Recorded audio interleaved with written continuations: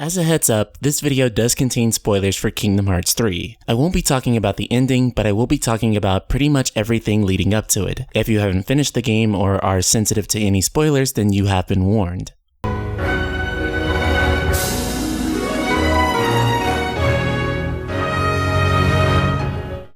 Being a Kingdom Hearts fan for well over a decade, the epic conclusion to the Xehanort saga was more than I could take. I absolutely could not wait to fight the members of Organization 13 and see the mounting tension between sides of light and darkness. The stage was perfectly set for Kingdom Hearts 3 to catapult us into the fray. I was so excited to finally get to take control of Sora again and put an end to Xehanort. My impressions were that since they had so much ground to cover, and they had to do it all within this one game, that Kingdom Hearts 3 would immediately hit the ground running with its story pacing, if they wished to cover everything. Instead, at least for the first 3/4 of the game, I got something else. While in every Kingdom Hearts game, there is always some degree of meandering through Disney worlds and solving issues that aren't really your own, Kingdom Hearts 3 takes this to an absolute next level. In Kingdom Hearts 3, the Disney worlds are almost entirely separated from the central conflict. Yes, organization members will often appear and call you a dork, but instead of having any direct conflict with them, they just summon large Heartless and then they run away. You may get a few cutscenes in between to find out what characters like Mickey or Riku are doing, but they're far and few between. The Disney worlds can often be side diversions from the overarching story in any Kingdom Hearts game, but Kingdom Hearts 3 is the first game in the series that I felt like the Disney worlds were absolute obstacles to getting to enjoy the main story. After talking to many players that completed the game, this even led some of them to rushing through the worlds, just so they could get to the Keyblade Graveyard, where the story of the game actually begins. What slows the pacing down even further is that each of the worlds in Kingdom Hearts 3 is incredibly long, and they're all done across a single visit. More content is certainly not a bad thing, but it can be if it's used improperly, especially when it's used as a roadblock to keep players from getting to what they actually want to get to. In Kingdom Hearts 2, if you didn't enjoy a world, you didn't have to be there very long, as the use of multiple visits kept you rotating to various locales, and it was always interesting to see how things changed when you came back to those worlds. But it wasn't just the rotation of the worlds. They gave you fights with the members of Organization 13. They took you to original Kingdom Hearts worlds like Radiant Garden, and you had to do things such as fight 1,000 Heartless. You were able to fight alongside characters like Cloud and Squall, which made you feel like Sora was coming into his own. But even before all of this, the first 2 hours of Kingdom Hearts 2 is purely dedicated to the game setting up its own story. Kingdom Hearts 3 has a lot of these things, except they're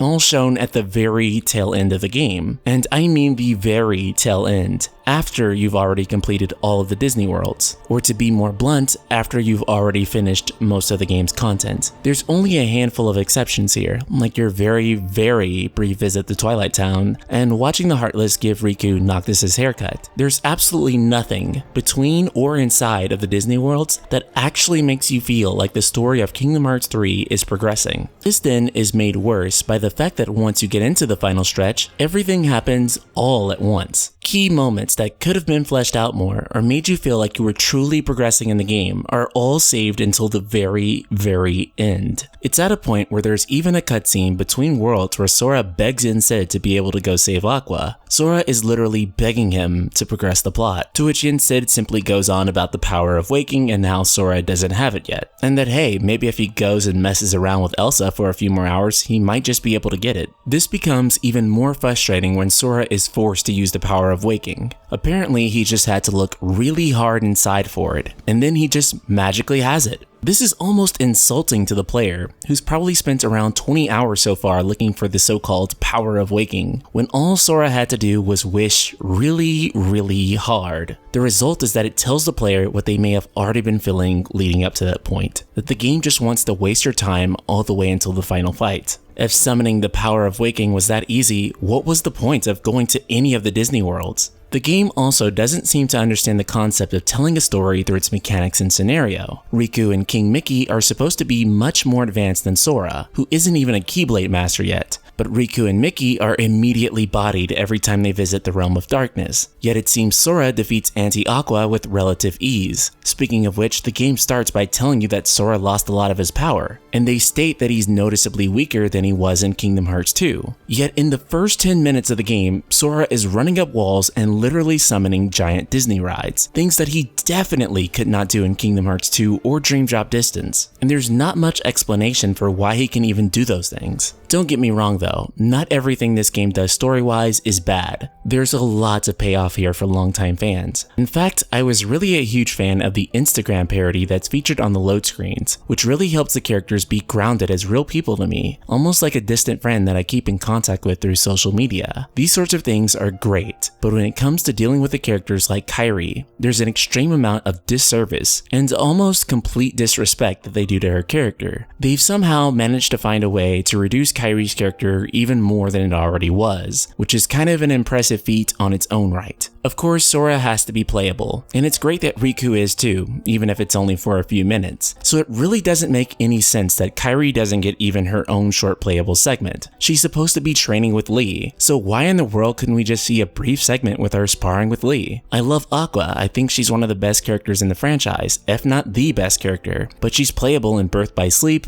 0.2, and now even Kingdom Hearts 3. I couldn't help but wonder why prioritize her over Kairi, all for Aqua to technically end up losing the fight either way. It could have all just been a cutscene. It just made more sense to have Kairi playable, especially when the mainline Kingdom Hearts games are supposed to put the Destiny Island trio above all else. Another major point is that although there are plenty of Final Fantasy references, there are basically no actual Final Fantasy characters, aside from the Moogle shop, if you count that. I saw this coming prior to the game's release, and the game's creator and director, Tatsuya Nomura, said that he no longer felt that Final Fantasy characters were a necessary part of Kingdom Hearts. In terms of any additional new cameos, I don't think it's necessary to have someone like Lightning or Noctis show up. However, the function of Final Fantasy characters such as Squall, or Leon as he's known in Kingdom Hearts, served a purpose that I think is non-obvious but very important. Also why I believe so many were subconsciously bothered by their lack of presence. These characters were there from the beginning, being present in both Kingdom Hearts 1, Kingdom Hearts Chain of Memories, and Kingdom Hearts 2. If you've ever seen My Hero Academia, they function a lot like the pro heroes do, but in a much more subtle and much more background way. These are characters who've gone on plenty of adventures and have established themselves as legendary Square Enix heroes, or Squaresoft if we want to be technical. In Kingdom Hearts 1 and even 2, it felt like Sora looked up to them, and this journey of his was to ascend to the level of the pros. They were there to give him guidance and detail him on the lore,